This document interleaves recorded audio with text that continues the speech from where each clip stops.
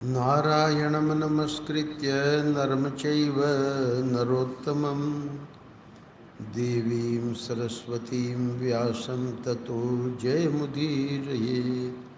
नारायण नारायण नारायण नारायण। महाभारत के भीष्म पर्व का 26वां अध्याय श्रीमद् भगवद गीता का जो दूसरा अध्याय है वही यहाँ महाभारत में भीष्म पर्व का 26वां अध्याय। तो भगवान ने जब देखा कि अर्जुन बातें तो बड़ी बुद्धिमत्ता की कर रहा है, प्रज्ञावादांश्च भाषसे, परंतु उसमें जो बुद्धिमत्ता होनी चाहिए, क्योंकि जो विवेकी हैं, जो ब्रह्मवेत्ता हैं, वे जो चले गए हैं और जो जिंदा हैं, इन दोनों के प्रति शोक नहीं करते। गतासून अगतासूंश्च नानु शोचन्ति पंडिता। और ये जो भीष्म द्रोण आदि हैं, ये तो अशोच्य हैं, अर्थात इनके प्रति जो शोक करना है वो भी नहीं बनता। इस बात को बताकर और भगवान ने 13वें श्लोक में ये बात बताई कि जैसे जीवात्मा की इस देह में बालकपन, जवानी और वृद्धावस्था होती है, वैसे ही अन्य शरीर की प्राप्ति भी इस जीवात्मा को होती है। देहिनोस्मिन् यथा देहे कौमारम यौवनम जरा तथा देहांतर प्राप्ति ही। तो उससे फिर क्या है कि जो धीर पुरुष हैं वो इस तत्व को जानते हैं, इसलिए वे मोहित नहीं होते। अर्थात आत्मा जो है वो नित्य है और निर्विकार है। अब कल भगवान भाष्यकार ने ये बात बताई कि भले आत्मा में निर्विकारता है, नित्यता है, पर लौकिक दृष्टि से जो द्वंद्व है, शीत उष्ण सुख दुख आदि, तो उनके द्वारा जो शोक है, कहीं अर्जुन को ऐसी आशंका न हो कि उसके द्वारा शोक तो होगा ही, तो भगवान बिना किसी प्रश्न के ही बता रहे हैं। 14वें और 15वें श्लोक में भगवान ने बताया, हे कुंती पुत्र, 14वां श्लोक, सर्दी गर्मी और सुख दुख को देने वाले इंद्रिय और विषयों के ये जो संयोग है, ये तो उत्पत्ति और विनाशशील हैं और अनित्य हैं। तो इसलिए हे भारत, उनको तू सहन कर। तांस तितिक्षस्व भारत, द्वंद्वों को सहन करने के लिए भगवान ने बताया और उसका जो फल है वो बताया 15वें श्लोक में। क्योंकि हे पुरुष श्रेष्ठ, दुख सुख को समान समझने वाले जिस धीर पुरुष को ये इंद्रिय और विषयों के संयोग व्याकुल नहीं करते, वह मोक्ष के योग्य होता है। तो सो अमृतत्वाय कल्पते, अर्थात धर्म अर्थ काम और मोक्ष। तो मोक्ष पुरुषार्थ किसे प्राप्त होता है? जो द्वंद्वों से विचलित नहीं होता, सहन कर लेता है। अब आत्मा किस दृष्टि से नित्य है और ये जो इंद्रिय और इनका जो विषयों का संस्पर्श है, ये किस दृष्टि से अनित्य है, इसको सिद्धांत रूप में रख रहे हैं 16वें श्लोक में। 16वें श्लोक के बारे में कल ये बात रखी गई थी कि हमारे स्वामी श्री हंसानंद जी महाराज जब यहाँ आते थे, अब तो आप ब्रह्मलीन हो गए हैं, पर यहाँ एक एक महीना रुकते थे आनंद वृंदावन में और प्रवचन भी करते थे। तो उन्होंने बताया कि मानो भगवान ने अर्जुन को कहा कि तुम ये जो युद्ध है ये कब तक करते रहोगे, अर्थात ये जो काम क्रोध लोभ मोह मद मात्सर्य, इनसे तुम्हारा जो युद्ध है वो तो कभी समाप्त होगा ही नहीं। इसलिए भगवान ने दूसरे अध्याय के 16वें श्लोक में 16 आने बात बताई, यानी यहाँ सिद्धांत का निरूपण कर दिया। और वो सिद्धांत क्या है इसको आप देखें, बहुत ही गजब का सिद्धांत है। कह रहे हैं ना सतो विद्यते भावो ना भावो विद्यते सतः उभयोरपि दृष्टोन्तः त्वनयोस्तत्वदर्शिभिः। हे अर्जुन, भगवान कह रहे हैं, समझा रहे हैं कि ये जो असत वस्तु है, तो इसको व्याख्या में विस्तार में समझाएंगे। असत वस्तु का अस्तित्व नहीं है और सत का कभी अभाव नहीं होता। उभयोरपि दृष्टोन्तः त्वनयोस्तत्वदर्शिभिः।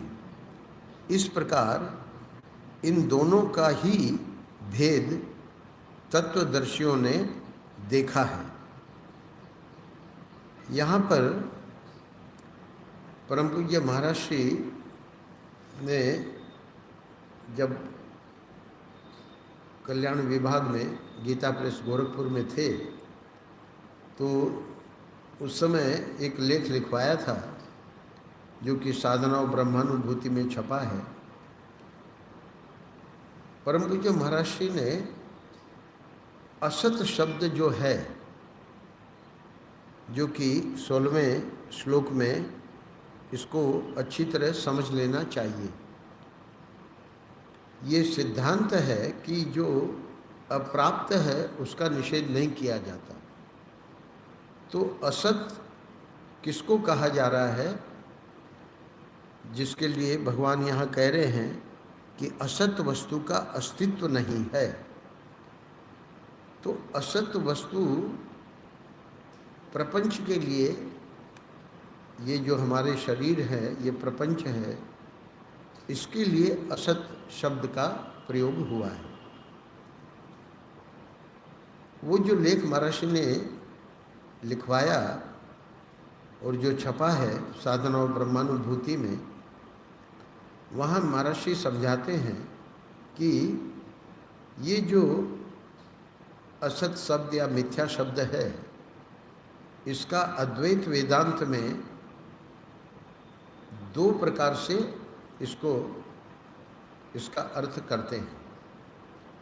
एक तो है अपन्नव और दूसरा है अनिर्वचनीय। अपन्नव का अर्थ होता है सर्वथा प्रतीत न होना, नितांत असत्य। तो सर्वथा प्रतीत, जैसे बंध्यापुत्र है तो उसका अस्तित्व है ही नहीं। पर यहाँ इस श्लोक में, 16वें श्लोक में जिसके लिए कह रहे हैं कि असत वस्तु का अस्तित्व नहीं है, वो बंध्यापुत्र के लिए नहीं कह रहे हैं, क्योंकि जो प्राप्त ही नहीं है उसका निषेध नहीं किया जाता। तो दूसरी वस्तु क्या है अद्वैत वेदांत में? वो है अनिर्वचनीय। तो अनिर्वचनीय का अर्थ होता है कि प्रतीत होते हुए भी वस्तुतः न होना। अनुभव में तो आ रही है पर है नहीं। बड़ा प्रसिद्ध दृष्टांत है, मरुमरीचि का जल दिख रहा है कहाँ? रेगिस्तान में, पर है नहीं। तो ये जो अनिर्वचनीय शब्द है अद्वैत वेदांत में, तो महर्षि को ये जो लेख है वो इसलिए लिखवाना पड़ा कि अद्वैतवादी और द्वैतवादी इसमें मतभेद का कोई कारण नहीं है, क्योंकि द्वैतवादियों के मत में जो प्रपंच है वो ईश्वर सापेक्ष है। बहुत ध्यान से सुनिएगा क्योंकि बहुत महत्वपूर्ण पॉइंट है। परम पूज्य महर्षि समझा रहे हैं कि अद्वैतवादी और द्वैतवादियों में कोई विशेष मतभेद का कारण नहीं है, क्योंकि द्वैतवादियों के मत में ये जो प्रपंच है, ये जो संसार है, ये ईश्वर सापेक्ष है और स्वयं ईश्वर वो है प्रपंच निरपेक्ष। तो अवश्य ही प्रपंच ईश्वर की अपेक्षा से न्यून सत्ताक है, क्योंकि प्रपंच का उत्पत्ति विनाश है। द्वैतवादियों के मत में भी प्रथम सत्य ईश्वर है और द्वितीय सत्य जो है वो प्रपंच है, ऐसा मानना पड़ेगा। इस प्रकार प्रपंच में सत्य का किंचित अवमूल्यन अवश्य हो गया है।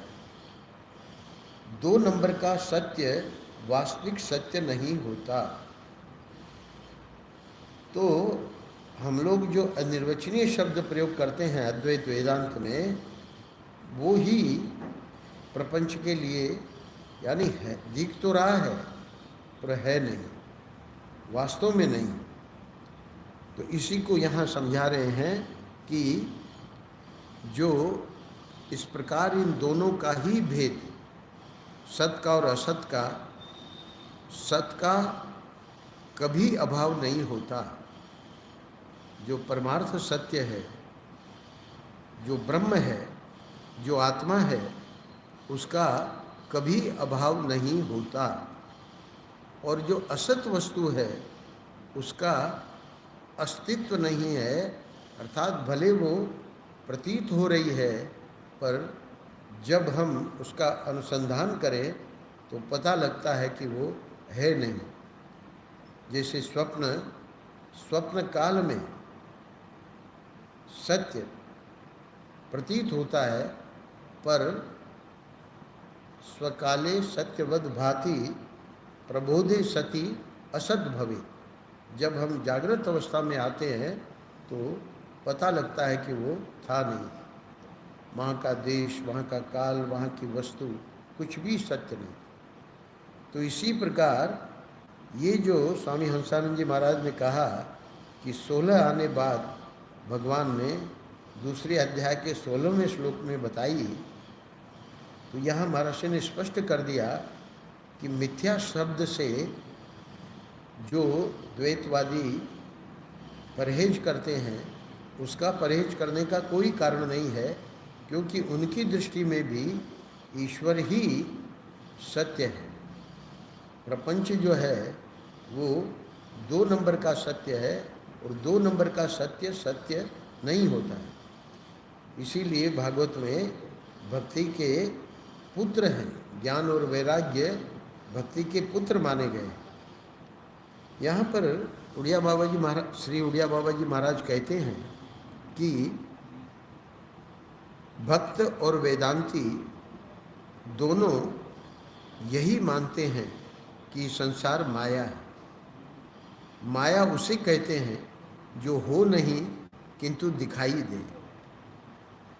संसार प्रतीत तो होता है, परंतु प्रत्यक्ष, अनुमान, उपमान, शब्द किसी भी प्रमाण से सिद्ध नहीं हो सकता। जो वस्तु सामने दिखाई दे रही है उसे सिद्ध करने के लिए प्रश्नकर्ता उड़िया बाबा जी को प्रश्न करता है कि जो वस्तु सामने दिखाई दे रही है उसे सिद्ध करने के लिए क्या किसी प्रमाण की आवश्यकता है? तब उड़िया बाबा जी ने उत्तर दिया कि देखने वाले जो नेत्र हैं वो भी तो संसार ही है, इसलिए प्रत्यक्ष प्रमाण से संसार सिद्ध नहीं हो सकता। और इसी प्रकार अन्य प्रमाणों की भी यही गति है। तो मरुभूमि का जल सामने दिखाई देता है परंतु होता नहीं। अतः यह निश्चय हुआ कि संसार मिथ्या है और जो आत्मा है वो सत्य है, क्योंकि आत्मा तीनों अवस्था और तीनों कालों का साक्षी है। असत का अत्यंताभाव है। अत्यंताभाव यानी असत की प्रतीति है, पर विचार काल में असत जो है वो सिद्ध नहीं होता। तो असत का अत्यंताभाव है और सत का कभी अभाव नहीं होता। तो प्रश्न करते हैं श्री उड़िया बाबा जी महाराज को कि ये दोनों ज्ञान बुद्धि को एक साथ कैसे हो सकते हैं?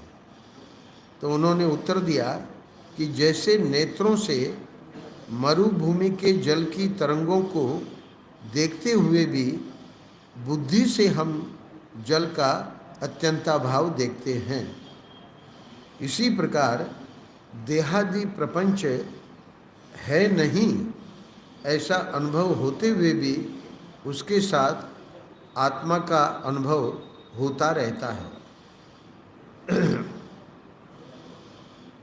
इसका सबसे बढ़िया दृष्टांत महेशानंद गिरी जी देते हैं कि जैसे हम सीरियल देखते हैं या टीवी में कुछ सिनेमा देखते हैं, तो या सिनेमा घर में सिनेमा देखते हैं, तो जिस समय हम देख रहे होते हैं उसी समय हमको पता रहता है कि ये सब सच्चा नहीं है। अब एक प्रश्न ये किया गया कि भगवान ने इस 16वें श्लोक में गीता के आरंभ में ही सिद्धांत क्यों कह दिया? तब श्री उड़िया बाबा जी महाराज ने उसका उत्तर दिया है कि आचार्यों की सर्वदा यही शैली रही है कि पहले सिद्धांत कहकर फिर साधन बतलाते हैं, क्योंकि सिद्धांत जाने बिना साधन में प्रवृत्ति नहीं होती। यदि किसी से कोई कार्य कराना हो और उसे पहले ही उसका लाभ बता दिया जाए तो उसका उत्साह बढ़ जाता है। इस दृष्टि से भी गुरुजन पहले सिद्धांत बता देते हैं, जिससे शिष्य को पता लग जाए कि उसे कहाँ पहुँचना है। ऐसा होने पर वह विघ्न रूप से साधन के बीच में आने वाले विघ्न रूप से क्या है? चमत्कार आदि। तो वो जो चमत्कार आदि का साधक को अनुभव होता है वो तो सचमुच में विघ्न है। तो इसलिए उन चमत्कारों को ही अपना लक्ष्य नहीं मानेगा। इसी से भगवान ने इस श्लोक द्वारा सिद्धांत का उल्लेख कर दिया है। एक बात और कहते हैं, वेदांत शास्त्र में श्री उड़िया बाबा जी महाराज इसी श्लोक की व्याख्या में बता रहे हैं, बहुत ध्यान से सुनिएगा। वेदांत शास्त्र में निष्काम कर्म से अंतःकरण की शुद्धि और उपासना से एकाग्रता मानी गई है। और जो शुद्ध और एकाग्र मन है उसमें ही ज्ञान का उदय होता है। अर्थात जो साधन चतुष्टय संपन्न अधिकारी है, विवेक, वैराग्य, षड संपत्ति, मुमुक्षा जिसके जीवन में है, वो श्रोत्रिय ब्रह्मनिष्ठ गुरु के पास जावे और उनसे उपदेश प्राप्त करे, तो उसी को वेदांत का अधिकारी माना गया है। उसी बात को कह रहे हैं श्री उड़िया बाबा जी महाराज कि निष्काम कर्म से अंतःकरण की शुद्धि और उपासना से एकाग्रता जिसे प्राप्त है, उसी के हृदय में ज्ञान का उदय होगा।